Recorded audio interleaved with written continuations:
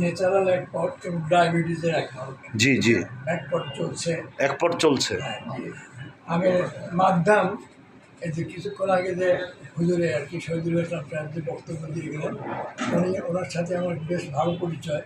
জি জি পরিচয়ের কারণেই আমি ওনার কাছ থেকে এই ওষুধটা পেয়েছি জি জি। মাধ্যমে।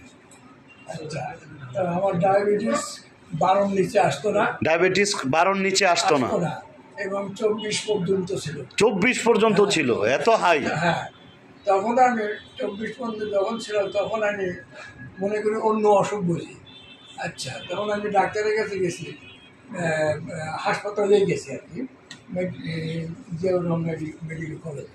জি ডাক্তার ছিলেন, ওনার সাথে আমার পরিচয় ছিল, ওখানে গেছি। তো উনি কয়ে যে আপনার ডায়াবেটিস আছে। আমি বললাম মনে হয় ডায়াবেটিস নাই। তাই আমি তো চিকিৎসা করি নাই, কোনো দিন ডায়াবেটিস পরীক্ষা করে যে 24 পয়েন্ট।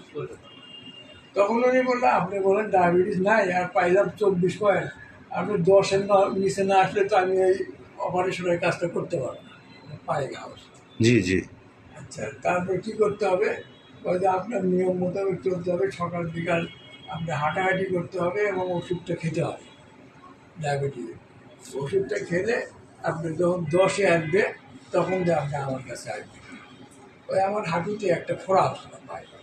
ওষুধ খায়ও 10-এ আসতো না মনে হয় অ্যালোপ্যাথি খায়। হ্যাঁ, 10-এর কাছাকাছি আসছে, আর 10-এ আসে নাই তো। কিন্তু আমাদের এটা খাওয়ার পরে কি অবস্থা এখন? আচ্ছা, এখন এই ওষুধটা যখন ওনার মাধ্যমে আমি উদ্যোগের মাধ্যমে যখন পেলাম, তখন দেখি যে আমার ডায়াবেটিসটা কন্ট্রোলে এসে গেছে। কতর মধ্যে আসছে? ডায়াবেটিসটা আমি কয়েকদিন আগে মাপ দিয়েছিলাম 6.8।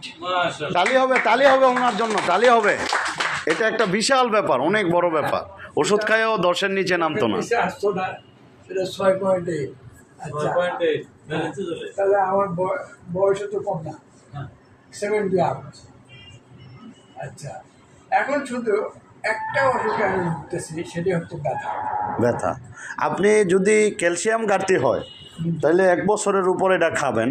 আর ক্যালসিয়াম ঘাটতি ছাড়া যে ব্যথাগুলো 4 মাসের ভিতরে ভালো হবে, এবং ইনশাল্লাহ আপনি এটা খাইলে আবার মনে হবে 20 বছর কমে গেছে।